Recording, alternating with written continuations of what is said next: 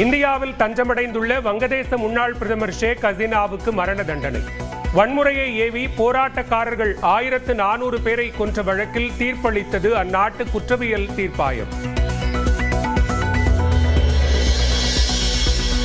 மரண தண்டனையை எதிர்த்து போராடி மீண்டும் வங்கதேசம் திரும்புவார். வங்கதேச முன்னாள் பிரதமர் ஷேக் ஹசீனாவின் ஆதரவாளர்கள் தகவல்.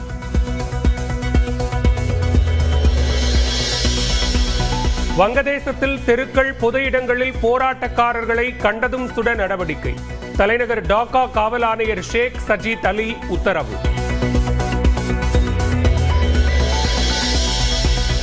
மதுரையில் தேமுதிக பொதுச் செயலாளர் பிரேமலதாவை சந்தித்து பேசிய அதிமுக முன்னாள் அமைச்சர் RB உதயகுமார். அதிமுக கூட்டணியில் தேமுதிகவை சேர்ப்பது குறித்து EPS தான் அறிவிப்பார் என்று உதயகுமார் விளக்கம்.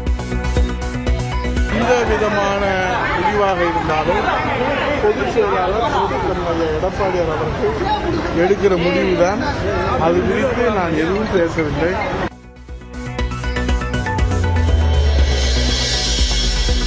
பீகார் தேர்தலுக்கு பிறகு மத்திய அரசுடன் கூட்டணியில் உள்ள கட்சிகள் வெற்றி பெறும் வாய்ப்பு அதிகரிப்பு. சேலத்தில் எடப்பாடி பழனிசாமியை சந்தித்த பின்னர் தமாக தலைவர் GK வாசன் பேட்டி. துணைவேந்தர்களை தமிழ்நாடு அரசே நியமிக்கும் சட்டம் தொடர்பான வழக்கை டிசம்பர் 2ஆம் தேதிக்கு ஒத்திவைத்தது உச்சநீதிமன்றம். தமிழ்நாடு அரசின் வாதத்தை முழுமையாக கேட்காமலேயே சட்டத்துக்கு உயர்நீதிமன்றம் இடைக்கால தடை விதித்ததாக வழக்கறிஞர் வில்சன் வாதம்.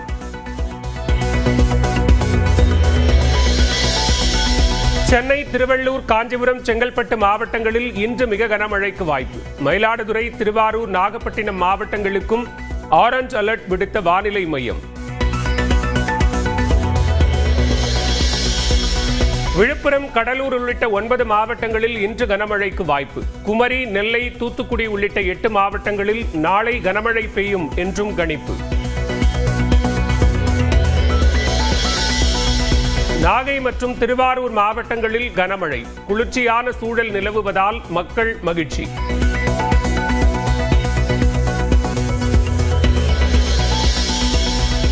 உதகையாக மாறிய சென்னை. நகர் மற்றும் புறநகர் பகுதிகளில் விட்டு மழை பெய்வதால் இதமான சூழல்.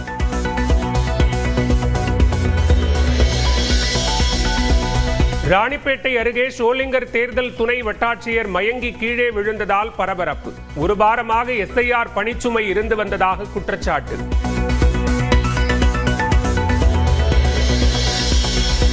கோத்தகிரி அருகே இரவில் குடியிருப்பு பகுதியில் உலா வந்த கரும் சிறுத்தை. அச்சத்தில் மக்கள்.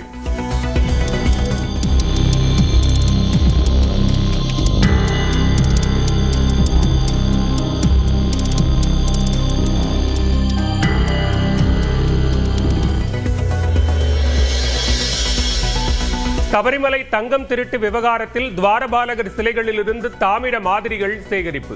நீதிமன்ற உத்தரவின் அடிப்படையில் சிறப்பு புலனாய்வு குழு அதிரடி நடவடிக்கை. சவுதி அரேபியாவில் சுற்றுலா பேருந்து மீது டேங்கர் லாரி மோதி விபத்து. மெக்காவிற்கு புனித பயணம் சென்ற இந்தியர்கள் 45 பேர் உயிரிழப்பு.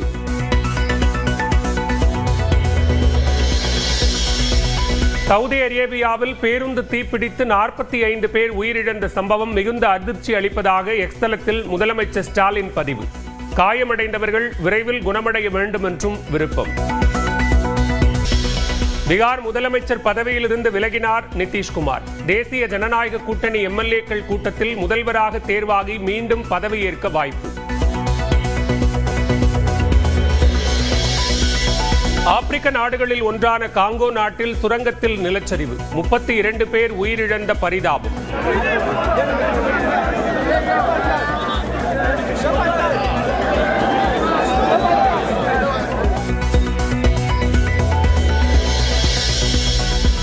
ஹவாயில் சீற்றத்துடன் காணப்படும் கிலாவோ எரிமலை. நெருப்பு குழம்புகளை கக்கி வரும் அதிர்ச்சி வீடியோ.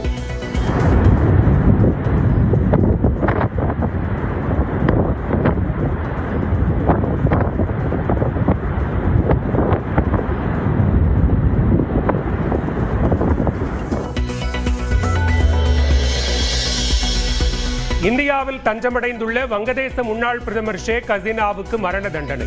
வன்முறையை ஏவி போராட்டக்காரர்கள் 1400 பேரை கொன்ற வழக்கில் தீர்ப்பளித்தது அந்நாட்டு குற்றவியல் தீர்ப்பாயம். மரண தண்டனையை எதிர்த்து போராடி மீண்டும் வங்கதேசம் திரும்புவார். வங்கதேச முன்னாள் பிரதமர் ஷேக் ஹசீனாவின் ஆதரவாளர்கள் தகவல்.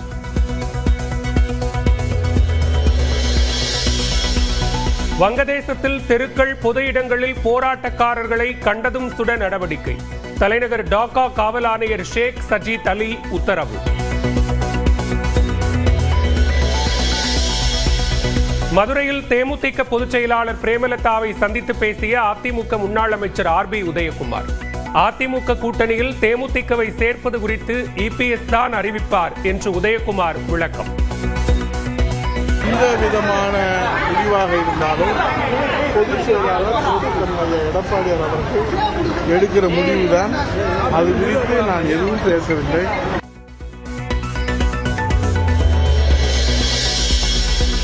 பீகார் தேர்தலுக்கு பிறகு மத்திய அரசுடன் கூட்டணியில் உள்ள கட்சிகள் வெற்றி பெறும் வாய்ப்பு அதிகரிப்பு.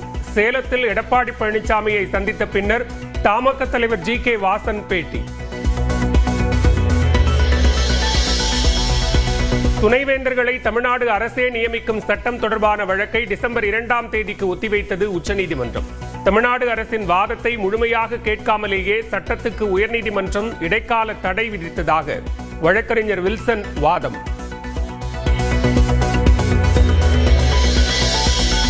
சென்னை, திருவள்ளூர், காஞ்சிபுரம், செங்கல்பட்டு மாவட்டங்களில் இன்று மிக கனமழைக்கு வாய்ப்பு. மயிலாடுதுறை, திருவாரூர், நாகப்பட்டினம் மாவட்டங்களுக்கும் ஆரஞ்ச் அலர்ட் விடுத்த வானிலை மையம்.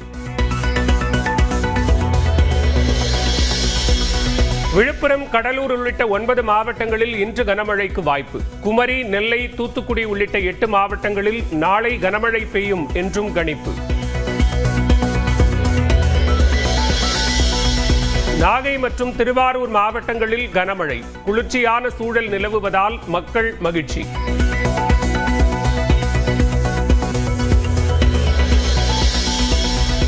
உதகையாக மாறிய சென்னை. நகர் மற்றும் புறநகர் பகுதிகளில் விட்டு மழை பெய்வதால் இதமான சூழல்.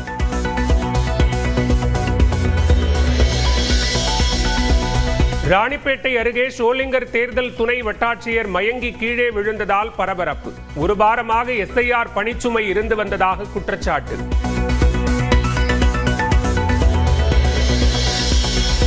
கோத்தகிரி அருகே இரவில் குடியிருப்பு பகுதியில் உலா வந்த கரும் சிறுத்தை. அச்சத்தில் மக்கள்.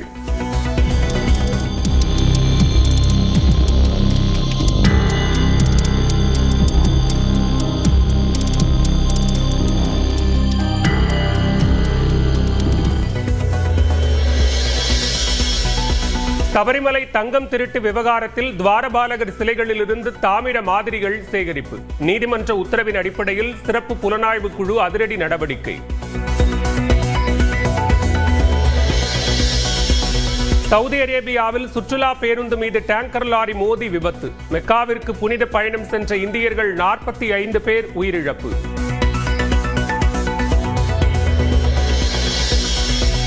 சவுதி அரேபியாவில் பேருந்து தீப்பிடித்து 45 பேர் உயிரிழந்த சம்பவம் மிகுந்த அதிர்ச்சி அளிப்பதாக எக்ஸ் தளத்தில் முதலமைச்சர் ஸ்டாலின் பதிவு.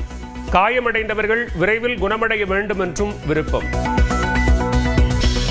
பீகார் முதலமைச்சர் பதவியிலிருந்து விலகினார் நிதிஷ்குமார். தேசிய ஜனநாயக கூட்டணி MLAக்கள் கூட்டத்தில் முதல்வராக தேர்வாகி மீண்டும் பதவியேற்க வாய்ப்பு. ஆப்பிரிக்க நாடுகளில் ஒன்றான காங்கோ நாட்டில் சுரங்கத்தில் நிலச்சரிவு. 32 பேர் உயிரிழந்த பரிதாபம்.